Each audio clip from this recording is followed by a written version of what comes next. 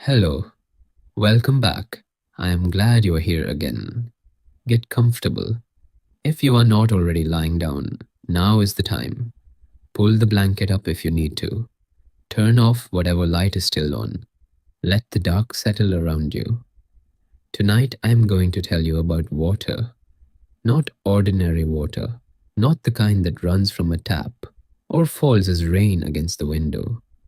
A different kind of water. Clear, colorless, odorless, the kind that looked like a cosmetic preparation or a religious oil, the kind that came in small glass bottles with a saint painted on the label, the kind that was poison. For nearly 50 years, from somewhere around 1630 to 1680, in Rome, Naples, and Palermo, there existed a network, not an army, not an organization with a name and a charter and officers who met in candlelit rooms. Simply a network. Women who knew each other, or knew someone, who passed along an address, a name, a small bottle. And husbands died. Not all husbands, only certain ones. The ones someone wanted to be rid of. The authorities could not understand what was happening for years. Doctors shook their heads. Each death looked natural, a slow fading that resembled illness.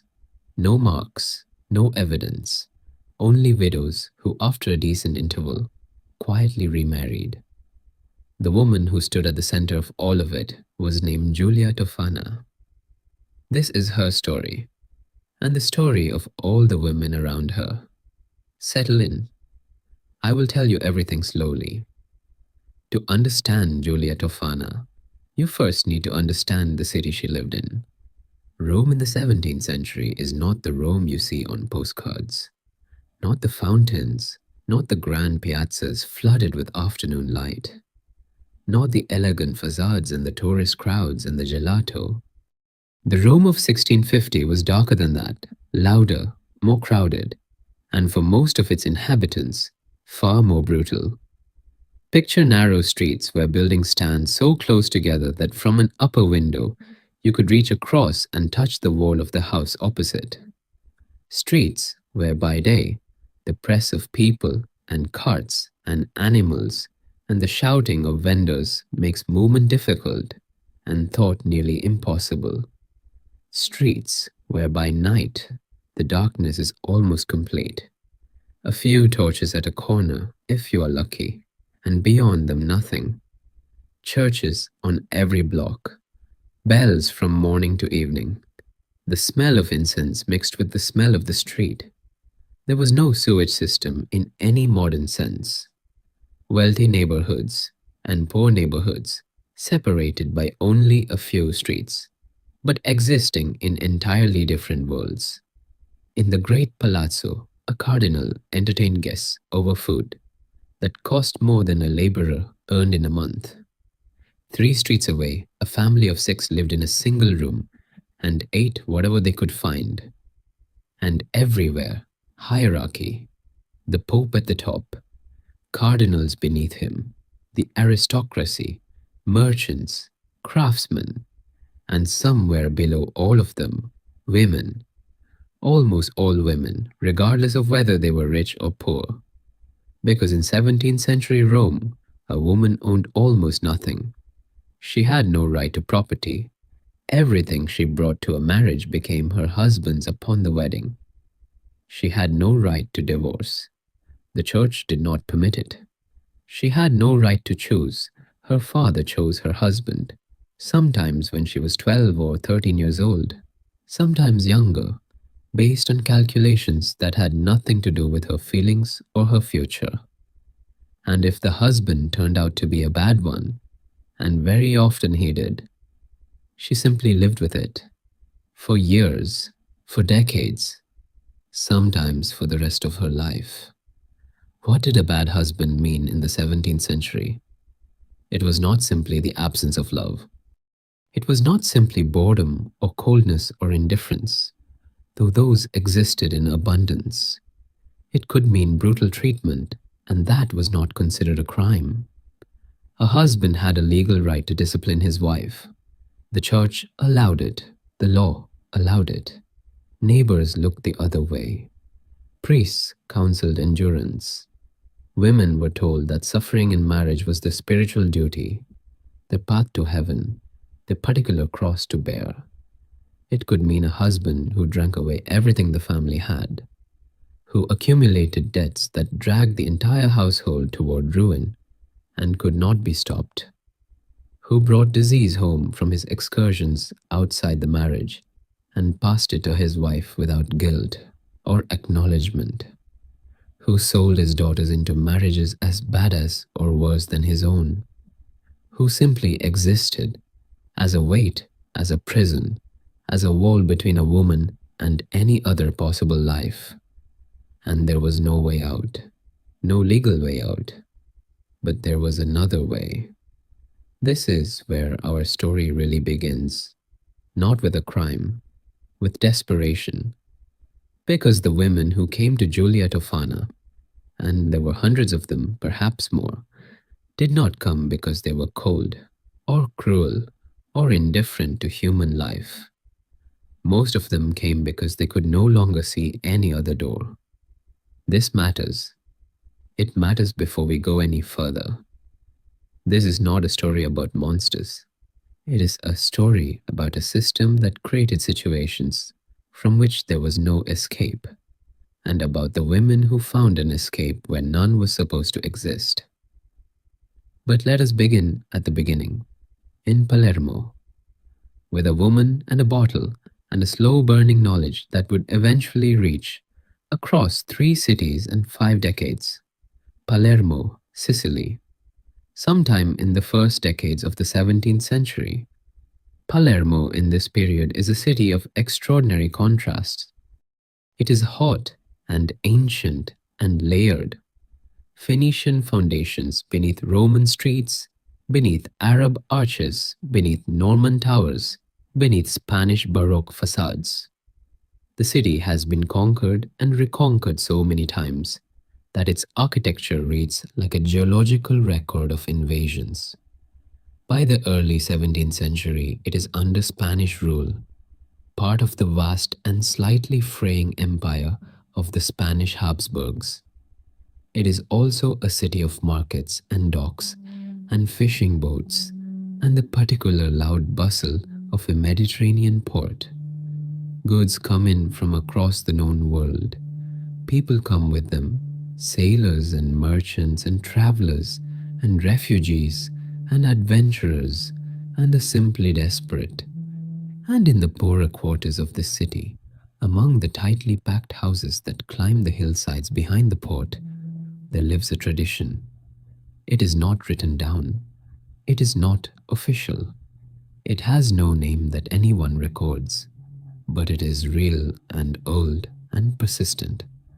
A tradition of women's knowledge, of herbs and preparations and remedies passed from mother to daughter across generations, of midwives who knew which plants could ease a difficult birth and which could end one, of healers who could treat fever and wound and the particular complicated ailments of women's bodies that male physicians of the era rarely understood and often ignored. This knowledge was not sinister in itself. It was practical. It was often the only medicine available to poor women and their families. It was the accumulated wisdom of countless generations of observation and experimentation, carried in memory and passed on in kitchens and at bedsides and in quiet conversations between women who trusted each other. But somewhere within this tradition, at some point that no document records precisely, a darker knowledge had also taken root. The knowledge of how to prepare a poison that left no trace. The woman we know as Giulia Tofana emerged from this tradition. Her exact date of birth is unknown. We do not know what she looked like. We do not know whether she received any formal education in chemistry or medicine, or whether her knowledge came entirely from the oral tradition she inherited. Most of what we know about her comes from interrogation records and ecclesiastical documents, sources written by people who had reasons to portray her in a particular way, at a particular moment, under particular pressures. What seems clear is this: she understood poisons. She understood them with a precision and a practical intelligence that was well ahead of anything most physicians of her era could bring to bear on the question. She understood not just what worked, but how much and how often, and with what effects at each stage, and how to produce a preparation that was stable and transportable and undetectable. The substance at the center of aqua tofana, the water that bore her name, was most likely arsenic, specifically arsenic trioxide or a related compound. Toxicologists working centuries later, examining the historical record and the reported symptoms, have consistently pointed to arsenic as the most probable active ingredient. Arsenic was not unknown in this period. It had been used in medicine. In very small doses, it was believed to have therapeutic properties, a belief that persisted well into the 19th century. It was used in cosmetics. It was used in pest control. It was available from apothecaries and herbalists without particular restriction. What made it so effective as a covert poison was precisely its subtlety at low doses. A small amount introduced into food or drink produced symptoms: stomach pain, weakness, loss of appetite, gradual loss of strength, that were indistinguishable from any number of ordinary illnesses: gastric fever, bad air, the will of God. Physicians of the 17th century had no reliable way to test for arsenic poisoning post mortem. They looked at a body that had wasted slowly and they wrote down illness as the cause. But Tofana understood something beyond just the chemistry. She understood the human element. She understood that the preparation needed to be administered gradually, in small amounts, over a period of weeks or months. That a sudden death raised questions while a slow one raised grief. That a husband, who was seen to fade over several weeks, attended by a solicitor's wife, was simply a man whose time had come. The preparation she sold was carefully calibrated for this purpose. The product had a name: aqua tofana, Tofana's water. It was also sold at various times and in various places under another name: Manna di San Nicola di Bari, the manna of St. Nicholas of Bari. This second name was not accidental. It was a piece of operational intelligence that reveals how clearly Tofana understood the world she was working in. The manna of St. Nicholas was a real religious product. In the Basilica of San Nicola in Bari, on the southern coast of the Italian peninsula, pilgrims had for centuries collected a liquid, variously described as an oil or a water, that was said to seep from the relics of the saint and to possess miraculous healing properties. Small bottles of this substance were sold to pilgrims and distributed across the Catholic world. They were a common and entirely unremarkable object in any devout Italian household. They sat on windowsills, on dressing tables, in small home shrines, alongside crucifixes and rosaries and holy images.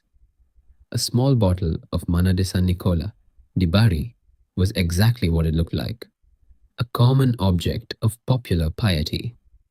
The bottles of aqua tofana looked exactly the same: small, glass, with the image of the saint painted on the outside. A woman could keep such a bottle anywhere in her house and attract no attention whatsoever. It looked like devotion, like prayer, like the ordinary religious life of any Catholic woman in 17th century Italy, not like poison. This was the genius of the disguise. It was not just that the substance was colorless and odorless, though that helped. It was that the container itself was something familiar and trusted and holy, something that no one would look at twice. Tofana began in Palermo. At some point, and the timeline is uncertain, she moved to Naples and then eventually to Rome. Each city brought new clients, new connections, a wider network. But Rome was the culmination. Rome was the largest city in the Papal States, a city of cardinals and merchants and nobles and the vast Catholic bureaucracy. A city with enormous concentrations of wealth and enormous concentrations of misery. A city where the contrast between the powerful and the powerless was writ in stone and marble on every street corner. In Rome, the business of Giulia Tofana grew to a scale that eventually became impossible to ignore. And it was in Rome that it finally came undone. Imagine a woman. She is 23 years old. She has been married for 2 years. Her husband is 40, chosen by her father because he owned a cloth merchant business on one of the better streets of Rome and had presented himself as a man of stable means and respectable habits. She had not known him before the wedding. She had met him twice, briefly, in the presence of her family. He had seemed quiet, unremarkable. Her mother had said this was good. A quiet man was a safe man. He had not been quiet since the wedding. She had learned in 2 years to read the signals. The particular way he came through the door, that meant the evening would be difficult. The way he sat at the table, that told her what kind of mood had followed him home from the shop. She had learned to make herself small at these moments, to speak softly, to agree with whatever he said, to remove herself from the room on some pretext before the mood became something worse. But there were evenings when she did not read the signals correctly, or when there were no signals, when the thing arrived without warning, like weather that had been calm one moment and violent the next. She has 2 children, both young. She cannot leave. Her father selected this man, negotiated this marriage, and paid the dowry. To return to her parents' house would be to bring shame on a transaction her father considered closed and successful. To go to the church would mean a priest who would counsel patience and prayer and remind her of her duty. To go to a judge would mean a legal system that treated her husband's authority over her as natural and absolute. There is nowhere to go, except that a woman she knew, an older woman she sometimes spoke to at the market, a woman who seemed to know everyone and to understand everything, had said something to her, very quietly, looking away as she said it, as if she were talking about something else entirely. There is a woman who helps.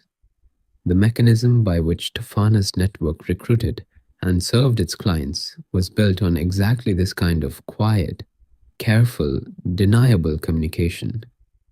There was almost always an intermediary, a woman who stood between the potential client and Tofana herself, who could vouch for both, who knew enough about both to judge whether the connection was safe. This intermediary served multiple functions.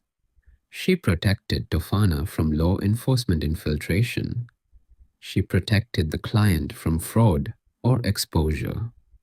And she provided a human filter, a way of ensuring that the women who reached Tofana had genuine need, or at least genuine intention, and were not going to talk carelessly about what they had done. The intermediary system was what allowed the network to operate for as long as it did. A single central figure, accessible to any stranger who came to her door, would have been caught quickly. A web of trusted relationships, where trust was verified at each step, was far more difficult to penetrate. The meeting itself, when it happened, took place in unremarkable settings. A back room in a small shop, an upstairs apartment in a building where the other residents were known to the intermediary, a space that had a plausible reason for women to gather, a dressmaker's fitting room, a space used for the sale of domestic goods, somewhere that the presence of several women would not raise any question. The conversation, when it happened, was careful. Tofana or one of her trusted associates listened, asked questions, not from curiosity but from practical necessity. How long has this been going on? Other children? Who else in the household might notice changes? Is there anyone who visits regularly? A physician or a priest? Who would look closely? What access does the woman have to her husband's food and drink, and at what moments? This was not just thoroughness for its own sake. It was risk management. A mistake, a dose given at the wrong time in the wrong way, noticed by the wrong person, could unravel everything. Tofana had survived as long as she had by being careful. She extended the care to every transaction she was part of. The instructions were given verbally, never written. A document could be found, read, used as evidence. Words spoken in a private room left no record. A few drops in wine, a few drops in soup, no more than the indicated amount. Wait the indicated number of days before the next dose. Vary the method if possible. Continue until the change in condition becomes visible, then reduce the frequency. Patience was the essential ingredient. Impatience was what caused mistakes. The bottle was handed over. The money was exchanged. The woman left. What happened next unfolded slowly. A husband who had been the picture of unremarkable health began to complain of stomach pains, an unusual tiredness, a loss of appetite that he attributed in the early days to something he had eaten. He was not, after all, a young man. He had had stomach complaints before. This was not so different. His wife attended to him. She was solicitous. She called the physician. She sat by his bed when the evening symptoms were worse. She prepared the thin broths that were recommended for digestive ailments. She was, in every visible way, a concerned and dutiful wife. The physician came and went. He found nothing definitive. He prescribed rest, a bland diet, avoidance of wine and rich food, the usual remedies for what presented as a digestive ailment. He would return in a week. A week later, the husband was not better. He was slightly worse, still not alarmingly so, just a persistent heaviness, a continuing loss of appetite, a fatigue that sleep did not fully address. The physician revised his diagnosis slightly. Perhaps it was the air of the season, the change in weather that always brought these kinds of complaints. He prescribed a different remedy. Another week passed, and then another. Weeks became a month. The husband became visibly thinner. He moved more slowly. He no longer went to the shop every day. He trusted his assistant to manage things in his absence. He spent more time in bed. His color had changed. Even his voice had changed. Softer, more effortful. Friends and relatives came to visit. They found a man who was clearly unwell. They commiserated. They brought gifts of food and medicine. They observed his devoted wife at his bedside and expressed their admiration for her patience and her care. The physician had no better answers than before. He consulted with a colleague. They discussed possibilities, a malignancy of the stomach, perhaps, or one of the mysterious wasting diseases that medicine of the era could identify by its effects but not by its cause. They were honest with the wife. The prognosis was uncertain. She received this news with what appeared to be grief. Another month. And then the end came, quietly, in the early morning, as these ends usually did. The husband simply did not wake up in the way he had been not quite waking for several weeks. His breathing slowed and stopped. His wife, who had been sitting beside him, called for help. The physician came. He noted the cause of death as a wasting illness, consistent with what he had been observing. He expressed his condolences. He left. The neighbors came. The priest came. The funeral was arranged, and within the year, the widow had managed her affairs, stabilized the business, and begun quietly to discuss the possibility of a second marriage. With a man she had chosen herself this time. This was how it worked. Not dramatically, not quickly, not in a way that anyone watching could have identified as anything other than illness and loss, and the ordinary grief of a household that had experienced a death. The genius of the method was its complete ordinariness. Everything about it fit the patterns that people expected. Husbands died. Men in their 40s and 50s died of mysterious wasting illnesses all the time. Medicine could not explain every death, and everyone knew it. The physician had been there throughout. The wife had been devoted. There was nothing to look at, and no one was looking. Not yet. Tofana did not work alone. She could not have. The scale of what she operated would have been impossible for a single person to manage. Around her, there existed an entire ecosystem, a layered structure of women with different roles and different degrees of knowledge about what the network was and what it did. At the center was Tofana herself, the knowledge, the preparation, the judgment about what to supply and to whom, and at what concentration, and with what instructions. Immediately around her were a small number of trusted associates, women who knew the full picture, who understood exactly what Aqua Tofana was and what it was for, who helped with preparation or distribution or the management of the more complex cases. These women were rare. Trust at this level was expensive and carefully maintained. Further out were the intermediaries, women who might not know the precise chemistry, but who understood the transaction well enough to facilitate it. Who knew that what they were handling was not holy oil? Who knew what the small bottles were actually for? These women were the connective tissue of the network, the ones whose relationships with both Tofana and with the clients made the whole thing function. And at the outermost ring were the clients themselves. Women who came for a specific purpose, received what they came for, and went away. Many of them probably knew very little about Tofana herself. Just an address passed through a chain of trust. Just a bottle received in a back room. Just a set of instructions memorized on the way home. This layered structure was not accidental. It was security architecture. Each layer knew only what it needed to know. If someone in the outer ring was questioned, she could not give up the center.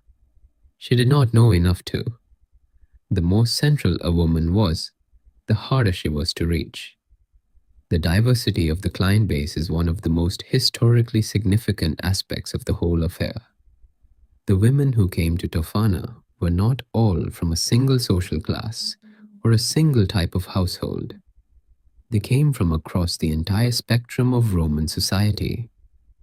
There were women of the artisan class, wives of tradesmen and craftsmen, women who lived in the mid-range neighborhoods, where families were neither desperately poor nor comfortably wealthy, women whose husbands drank or gambled or came home in rages that the neighbors pretended not to hear. There were women of the merchant class, wives of men who had money and position and who used both to insulate themselves from consequences, men who kept mistresses openly and expected their wives to ignore it, men who controlled their households with a precision that left no room for disobedience. And there were women of the aristocracy. This detail surprises people who are inclined to think of domestic brutality as a problem of poverty. It was not. The brutality of powerful men was simply better concealed. High walls in private apartments and servants who knew better than to speak about what they observed. But it existed, and the wives of powerful men were in many ways even less able to seek help than poorer women were. Their situations were more visible, their families had more to lose. The social machinery that trapped them was more finely calibrated and more effectively operated. All of these women found their way to the same network, to the same small bottles. Poison was the great equalizer. There is one figure from the network who deserves particular attention, though the historical record about her is fragmentary and contested. Her name appears in documents variously as Girolama Spara or Geronima Spara. She operated in Rome in roughly the same period as Tofana. Whether she was part of Tofana's network directly or ran a parallel operation with overlapping clientele is not entirely clear. What seems evident is that she was a woman of considerable personal authority, someone who commanded trust and organized people around her. The gatherings that Spara apparently organized were described in later accounts as ostensibly social or devotional in nature. Women coming together for prayer or needlework or the ordinary companionship of neighbors. But these gatherings, according to the documents that survive, served another function.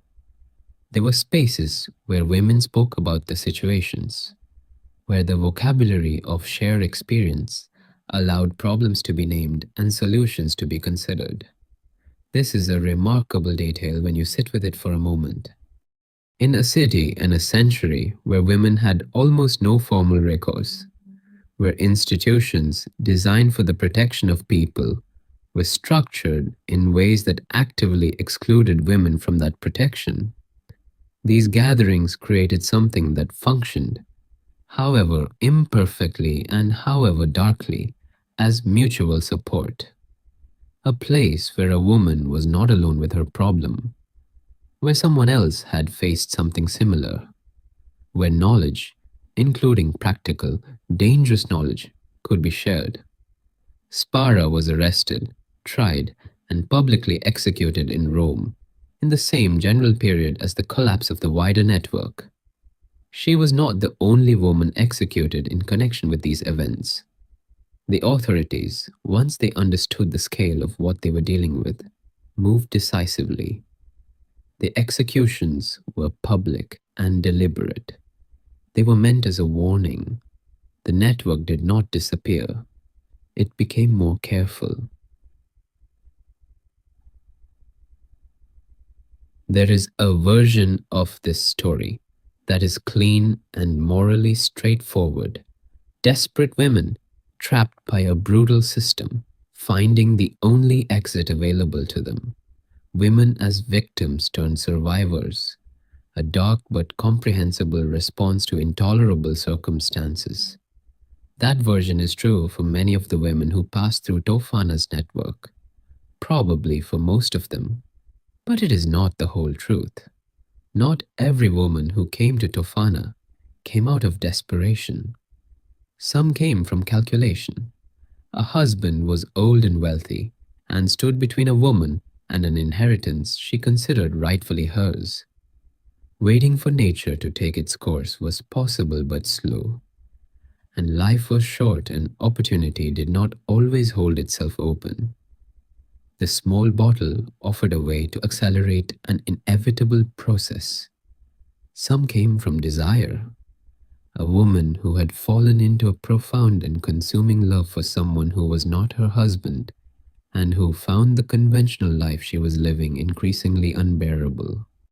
The man she loved might be willing to wait, or might not. The marriage that stood between them might be an obstacle that patience alone would not remove. Some came from what can only be called ordinary human darkness, anger and resentment that had curdled over years into something implacable. A husband who had humiliated her in front of family once too often, a wrong that the law provided no mechanism to address and that time had not healed. And some, probably a small number but real, came simply because they could, because the knowledge existed that it was possible, that there was a woman who would provide the means, and because the temptation of power over something that had always seemed fixed and unchangeable was too strong to resist. Tofana was not a social worker conducting intake assessments. She was running a network under conditions of significant personal risk. She could not verify every client's story. She could not evaluate every motive. She provided a service and she collected payment, and she trusted the intermediary system to filter out the most dangerous cases, the careless, the unstable, the ones who would talk. Some of the men whose lives ended through this network had done nothing to deserve it. They were simply in the way. This complexity does not disappear from the story because it is uncomfortable. It is part of the truth. The women of the network were not saints. Tofana was not a hero. She was a woman of considerable intelligence and considerable ruthlessness who operated a criminal enterprise for decades and caused the deaths of a significant number of people. And she was also operating in a world that had created the conditions for exactly this, that had stripped women of every legal and institutional protection, and then expressed horror when women found other means. Both of these things are true. The tension between them is part of what makes this story worth sitting with. Let us pause for a moment on the poison itself, on the chemistry, because understanding what aqua tofana was and how it worked helps explain why it remained undetected for so long, and why its eventual exposure was such a shock. Arsenic has a long and complicated relationship with human history. Its compounds appear in ancient texts as both medicines and poisons. The Romans used arsenic-containing substances in cosmetics. Medieval physicians prescribed arsenic preparations for a range of conditions. In the 19th century, arsenic was used in small doses as a tonic. People took it regularly, building up a tolerance, and it was sold openly in pharmacies across Europe. In larger doses or sustained exposure, arsenic is lethally toxic. It disrupts cellular function at a fundamental level, interfering with the enzymes that cells need to produce energy. The result is a progressive deterioration that affects multiple organ systems. The digestive tract first, then the nervous system, then the cardiovascular system, then the organs that should be filtering toxins from the blood. The symptoms of chronic arsenic poisoning, small doses repeated over time, include nausea and gastrointestinal pain, weakness, fatigue, loss of appetite, and gradual weight loss and physical deterioration. The skin may change in texture or color. The hair may become thin. In the final stages, the patient is visibly wasting, confined to bed, unable to eat. These symptoms in the 17th century described any number of ordinary serious illnesses: tuberculosis, stomach cancer, a range of fevers and wasting conditions that medicine could identify by their end results, but not by their causes. A physician called to the bedside of a man dying of chronic arsenic poisoning would have seen, with complete genuineness, what looked exactly like a man dying of a serious illness. There was no test for arsenic in a living patient's blood or urine that a 17th century physician could perform. There was no reliable post-mortem test that could distinguish arsenic-induced death from natural wasting. The Marsh test, which could reliably detect arsenic in human tissue, was not developed until 1836, nearly 2 centuries after the height of Tofana's operation. This temporal gap is crucial. Tofana was not operating against inadequate technology. She was operating in a period when the technology necessary to detect what she was doing did not yet exist. The medicine of her era was not failing to find the evidence. The evidence, in any form, that physicians of that era could read was genuinely not there. She also understood, or had learned through whatever combination of knowledge and experience she brought to the work, the practical dynamics of dosing. Too much at once, and the death was sudden. Sudden deaths were examined more carefully. They attracted attention. They sometimes prompted questions that careful examination, even without modern toxicology, might begin to answer. Too little, and the process was slow enough that the client might lose her nerve, or the client's situation might change in ways that made the administration more difficult, or the husband might suspect something, not understand it perhaps, but sense the strangeness of a persistent illness and become more cautious about what he ate and drank. The right amount in the right intervals produced something that looked like natural illness progressing at a natural pace. It gave the wife an appropriate period in which to be visibly worried, visibly caring, visibly devoted to a husband whose health was declining. It let the death arrive in a context that had already been established. A sick man, a devoted wife, a physician who had been there all along. This was craft. Whatever else Tofana was, she was a practitioner of something she understood deeply. The disguise of the product, the small bottles labeled as Mana di San Nicola di Bari, was not just about concealment during transport. It was about the entire domestic context in which the product would exist for weeks or months before it was used. A woman who received a small bottle from Tofana and brought it home needed somewhere to keep it. She needed to keep it accessible. She would need to use it carefully over a period of weeks. But she could not keep it somewhere that a curious husband or a visiting relative might pick it up and ask what it was. The religious packaging solved this problem completely. The bottle lived with the other small religious objects that every Catholic household kept. It was exactly what it looked like, an object of devotion kept near other objects of devotion, unremarkable, invisible. The particular intelligence of this is difficult to overstate. Tofana was not just solving a chemical problem or a logistical problem.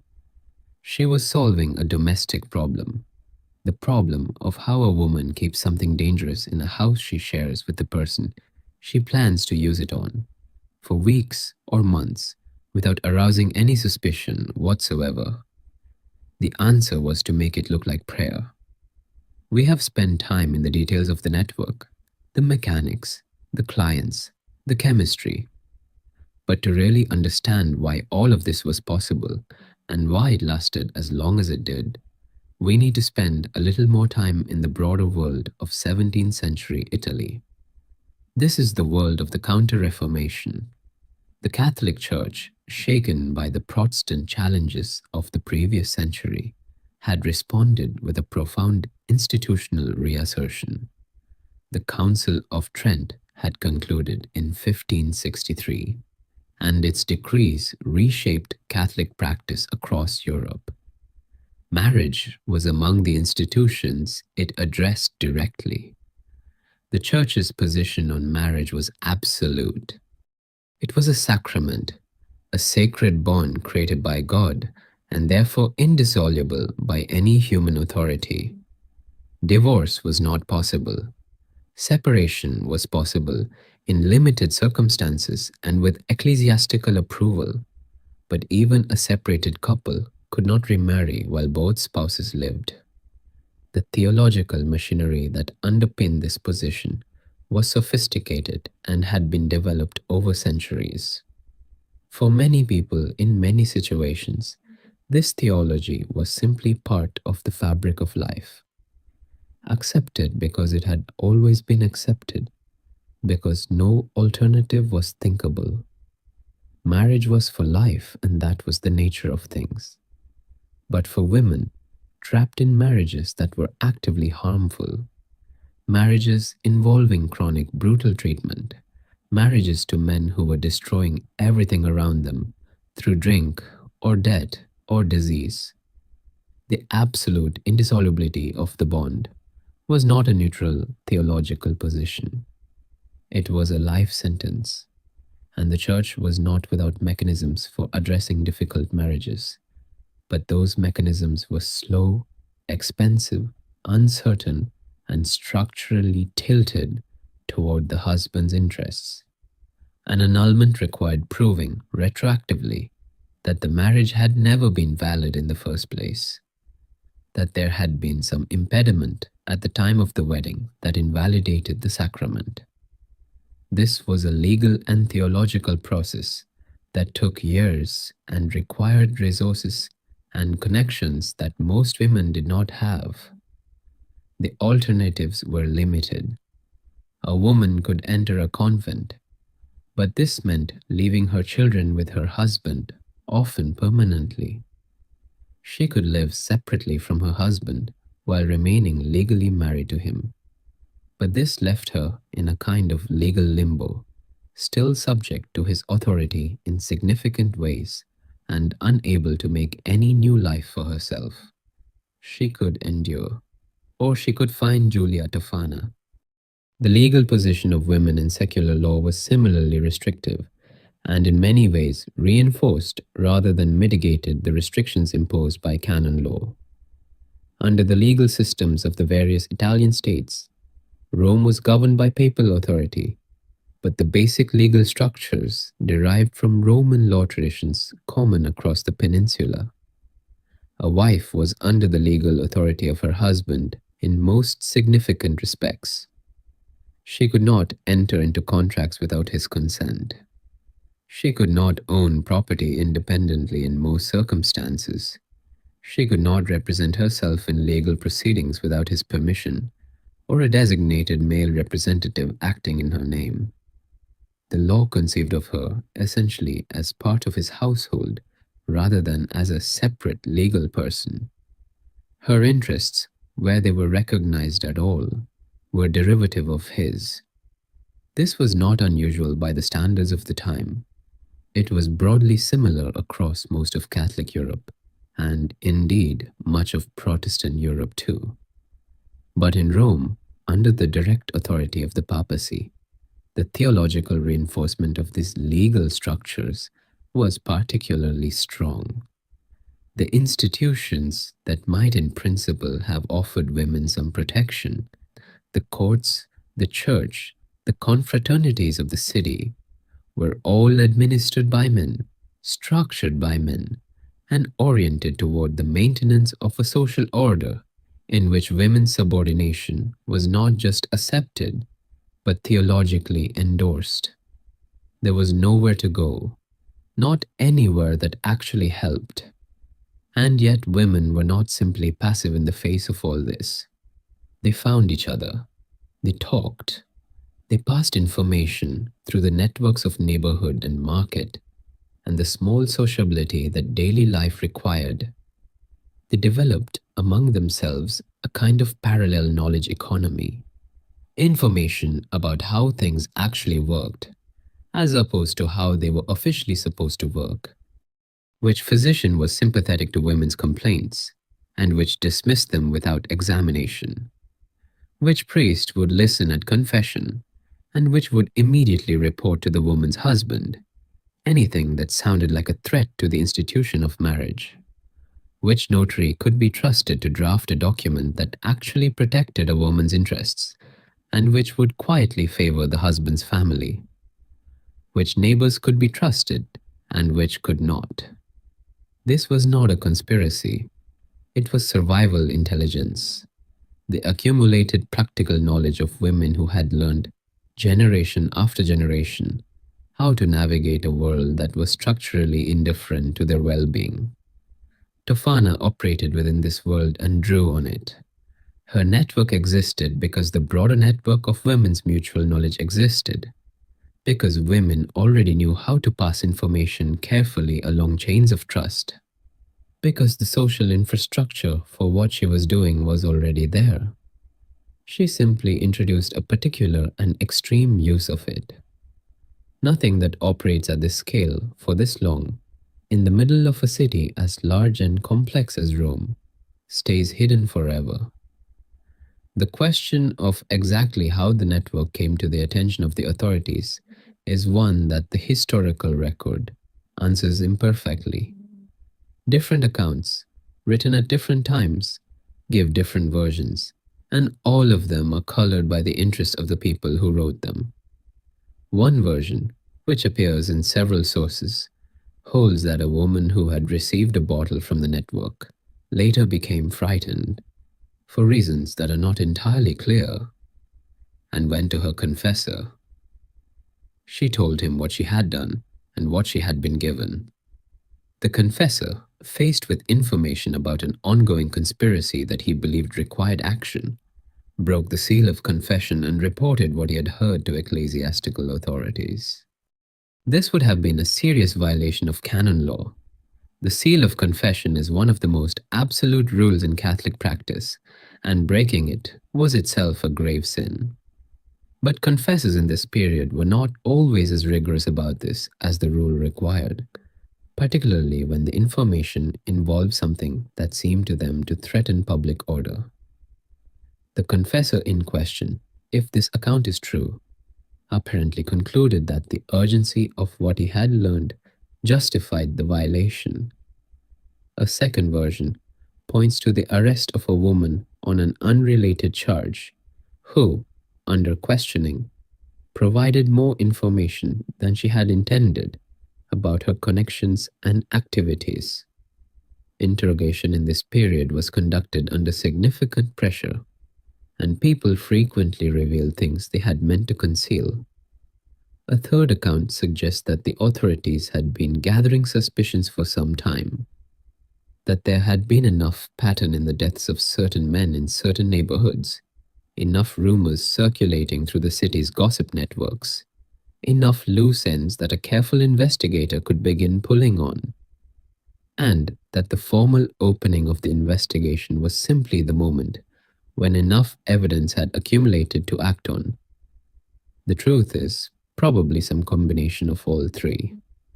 Large criminal networks rarely collapse from a single point of failure. They usually begin to unravel from several directions simultaneously, each small tear widening until the whole structure comes apart.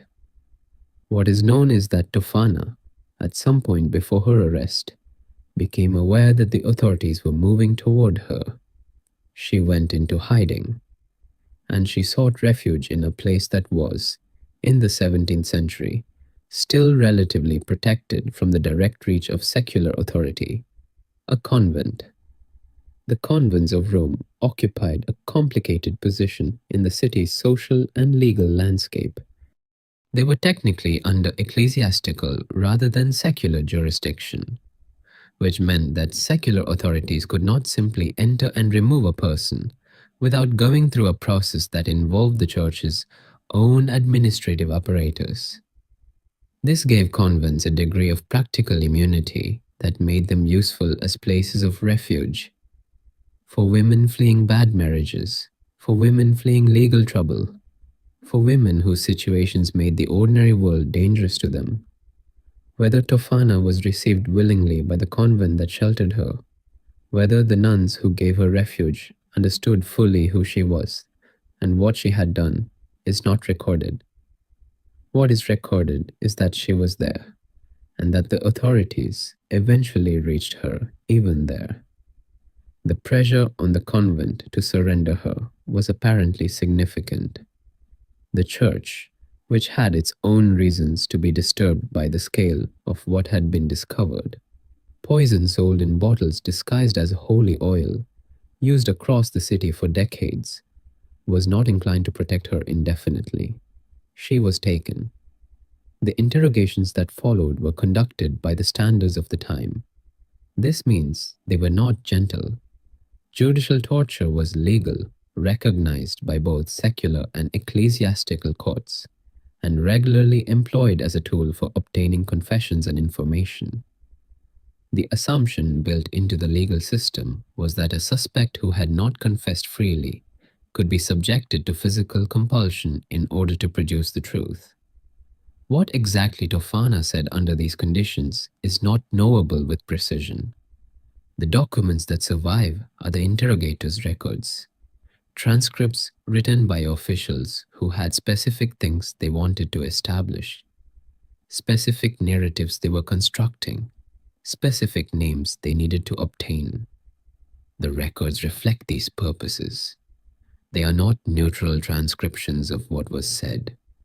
But certain things seem to have emerged with enough consistency across sources that they are probably grounded in something real. She named names, many names, clients, intermediaries, assistants. This triggered a wave of arrests across Rome, women of various ages and circumstances suddenly finding themselves taken from their homes and brought in for questioning. She described the preparation and distribution of the poison, information that was carefully noted and which eventually made its way into medical and legal literature of the period, contributing to the slow development of forensic awareness about poisoning. And she spoke, or is recorded as speaking, about the women who came to her, about where they came from, about what they carried with them when they arrived, the fear, the exhaustion, the absence of alternatives. Whether she said this as testimony, or as argument, or as simple description of fact is impossible to know from the records we have. Whether the interrogators recorded it because they found it significant, or simply because it was said is equally unclear. The authorities did not find it mitigating. They were not conducting a sociological inquiry into the conditions that had produced the network.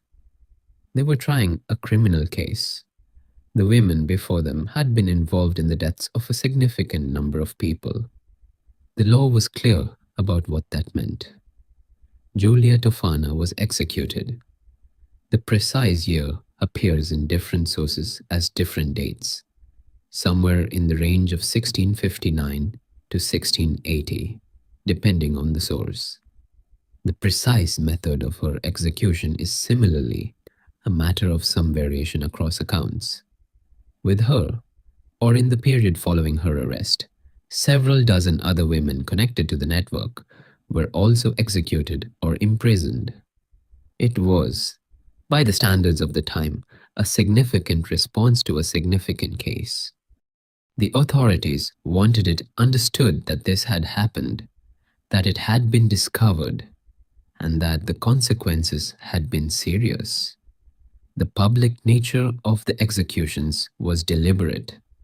This was not quiet judicial process.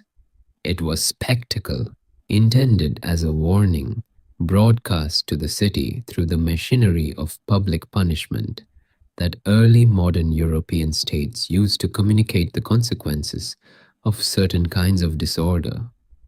But the full scope of the network was never completely mapped. Too many threads were cut before they could be followed. Too many names were never spoken. Too many women had maintained the discipline of the outer rings of the structure, knowing only what they needed to know, able to give up only the layer immediately inside their own. And that discipline held even under pressure. Some of the women who had been clients simply never came to the authorities' attention. Their husbands were dead. Their lives had moved on. The bottle had been used, disposed of, and forgotten. There was nothing to find. Some of the intermediaries had enough warning to disappear, to leave Rome, to go to relatives in other cities, to reinvent themselves in the way that was still possible in a world without the kind of documentation systems that make such reinventions difficult today. The network was damaged, perhaps critically, but it was not entirely destroyed. It became quieter, more careful, more tightly held. The aftermath of the case produced something almost comical in its excess, if comical is a word that can be applied to anything in this story. Men were afraid to eat in their own houses. This is not an exaggeration or a rhetorical flourish. It is documented in letters and contemporary accounts from the period. Wealthy Roman men hired food tasters, people whose sole function was to eat and drink whatever was to be served before the master consumed it, and to wait long enough to establish that no immediate ill effects would follow.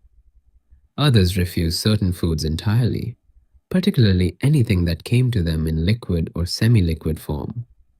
Others insisted on being present for the preparation of meals, watching every stage. There were reports of men refusing to drink wine unless they had opened the bottle themselves, of men who became visibly anxious if their wife reached for the food on the table before they did, of men who questioned their servants in ways that suggested a profound and persistent fear of the domestic environment. This fear was not irrational in its own terms. A real network had really existed. Real men had really died. The architecture of concealment that the network had used, the gradual dosing, the mimicry of natural illness, the cover of devoted wifely care, had been explicitly designed to be undetectable, and it had been exactly that. Any man who had a difficult marriage, who had treated his wife badly, who had given her reasons to wish for something different, any such man now had empirical grounds for a new kind of anxiety. But there is something profound in this anxiety, looked at from a certain angle. The men of Rome in the 1660s were experiencing something that the women of Rome had been experiencing without comment for generations. The fear of the domestic space, the fear of something in the food, in the drink, in the household air, the sense that the place that was supposed to be safe, your own house, your own table, the people you had authority over, was not safe. The knowledge that someone close to you might wish you harm and that you could not necessarily tell. Women had lived with this for a long time. Not with poison, but with a different kind of fear. The footsteps on the stairs, the particular sound of a door opening, the calculation that had to happen in an instant about what kind of mood was coming home. The domestic space had never been safe for many of them. It had just never occurred to anyone to write about it as a problem in the same urgent terms. Now the men were frightened, and now people were writing about it. Tofana was not alone in history. She was not a singular aberration, a freak event, an inexplicable emergence of criminality in an otherwise orderly world. She was part of a pattern. Across 17th century Europe, in various cities and various social contexts, similar cases arose, not necessarily connected to each other, not a coordinated international conspiracy, but parallel responses to the same underlying conditions. Women in impossible situations, finding the one means that was available to them that the authorities and the law had not thought to lock.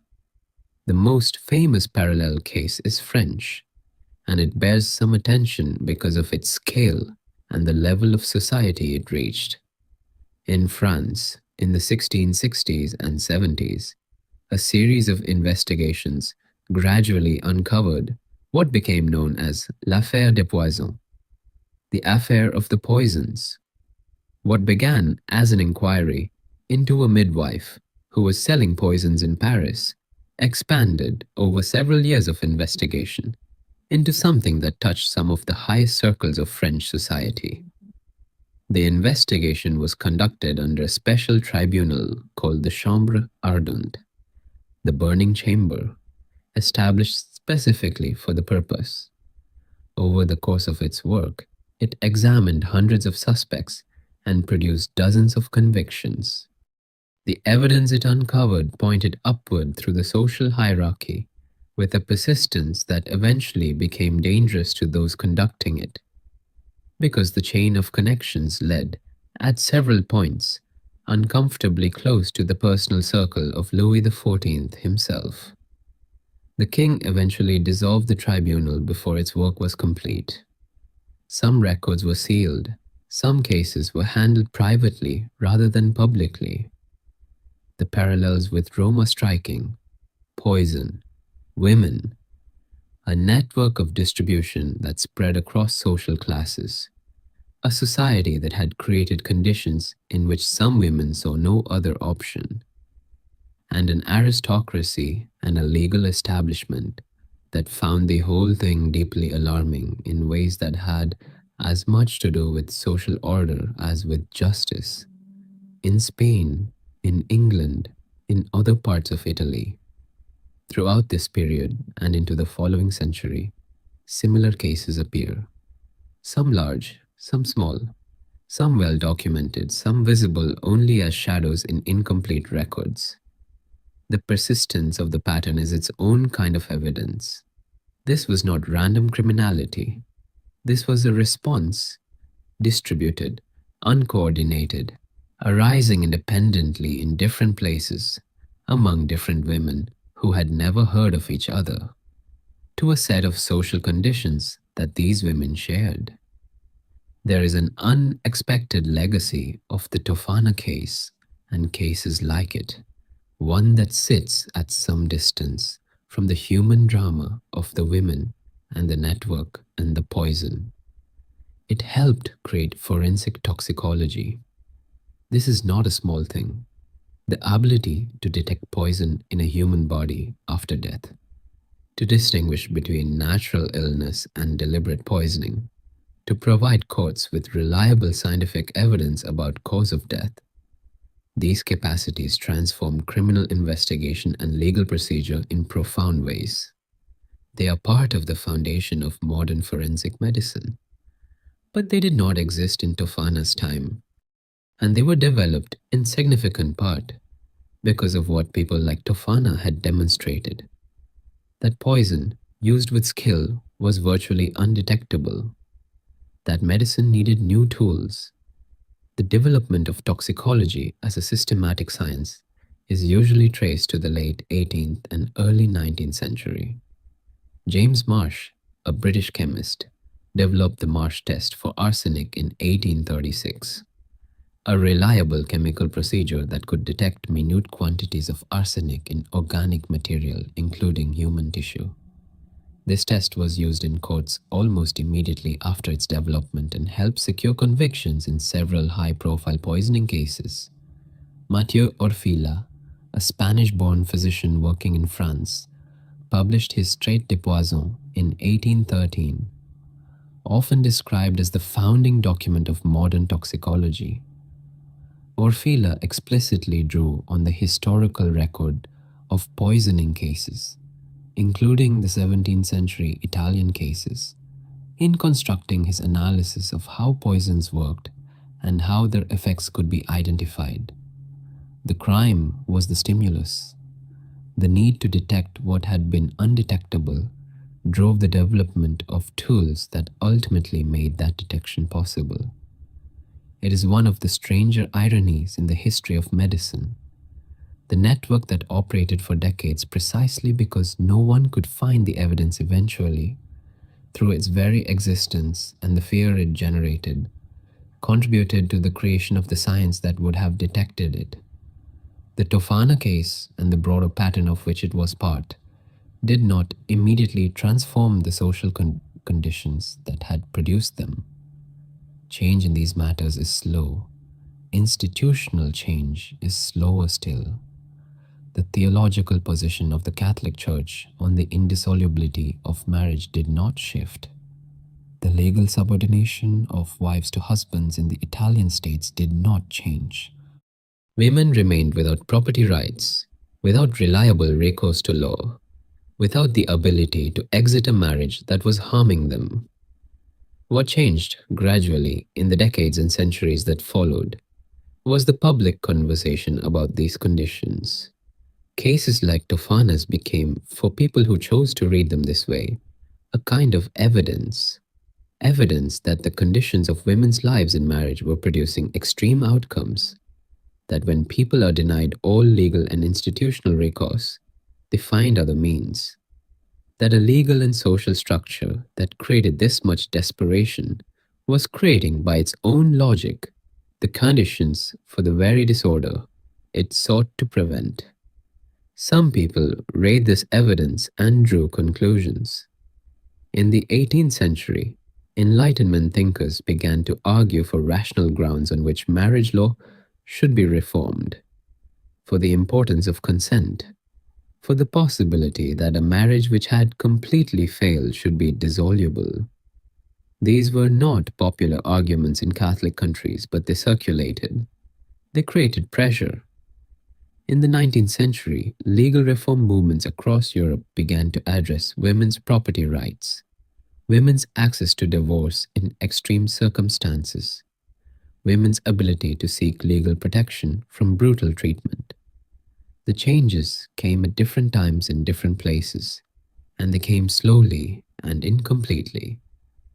But they came. Tofana was not the cause of this change. She was one data point in a much larger argument, but she was a data point, the kind of extreme outcome that makes a system's failures undeniably visible.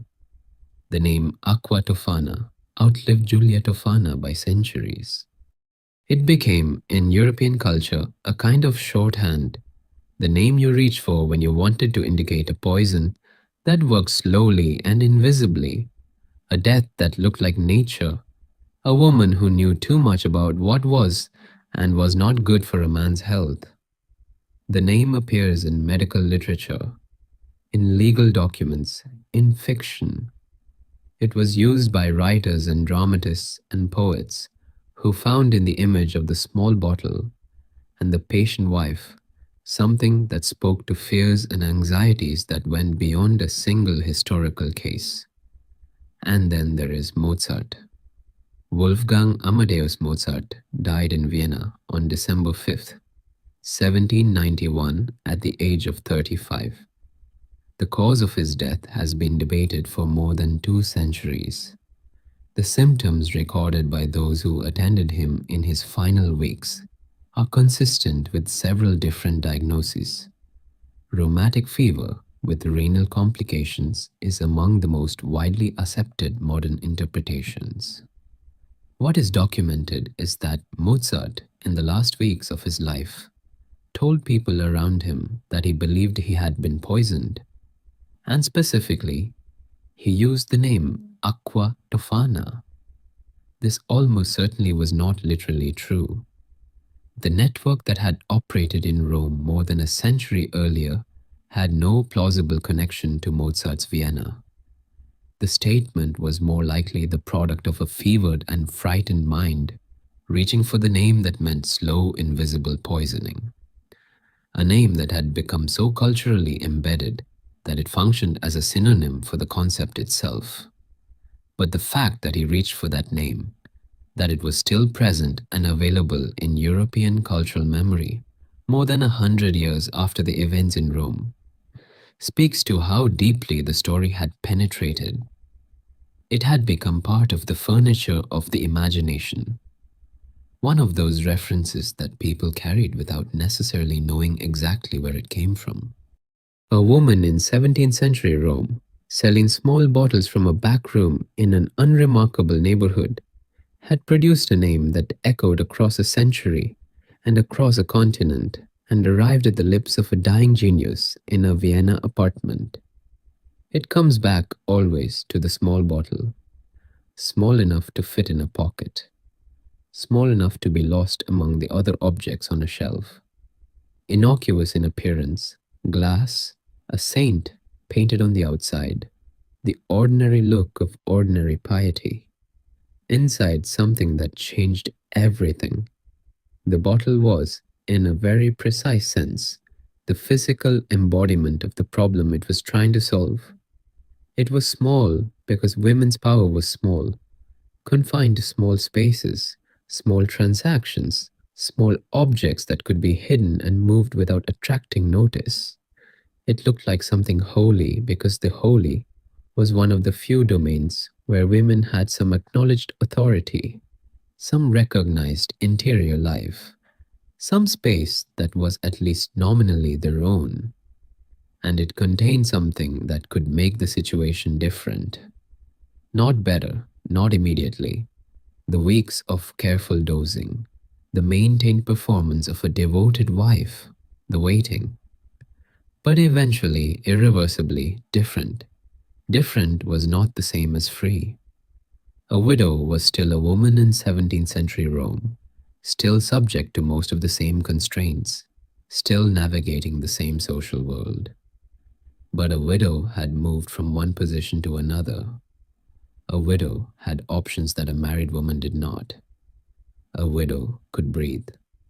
For the women who came to Tofana, that breath was worth more than it is possible to fully imagine from this distance. Let us return to Rome, sometime in the middle of the 17th century, before the unraveling. It is early, very early. The darkness is still almost complete, but somewhere above the rooftops, the sky has begun to decide that it will eventually become light. A few birds, not many. The particular silence of a city that has not yet remembered it is supposed to be loud.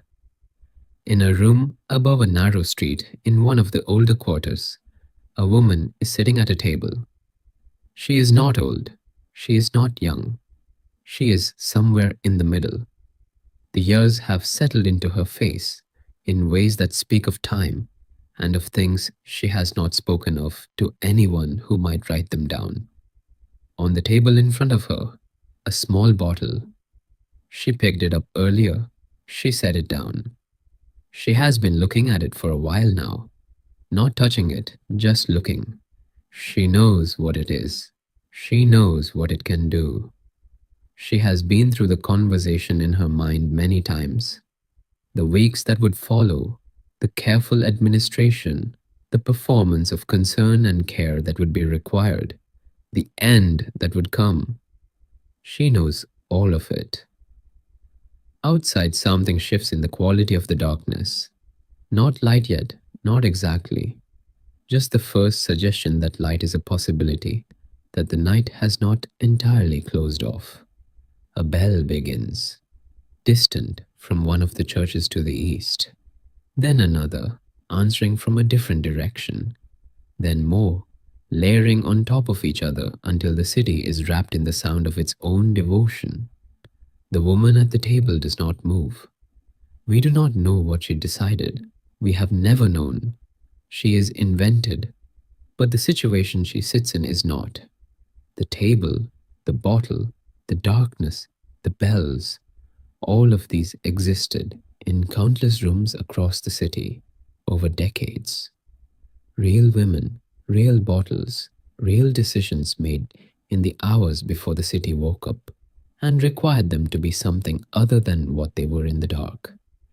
Some of them took the bottle up, some of them did not. All of them had come to the room where the choice existed. All of them had found their way, through whatever chain of whispered words and trusted intermediaries and desperate private calculations, to the woman who had made the choice available. That the choice existed at all. That there was a Giulia Tofana. That there was a network. That there were small bottles on tables in dark rooms across 17th century Rome, speaks to something that does not resolve into a simple judgment. The bells continue. Rome wakes up. The day begins to require things of everyone in it. The woman at the table is still sitting there. Somewhere, the darkness is becoming light. Sleep now.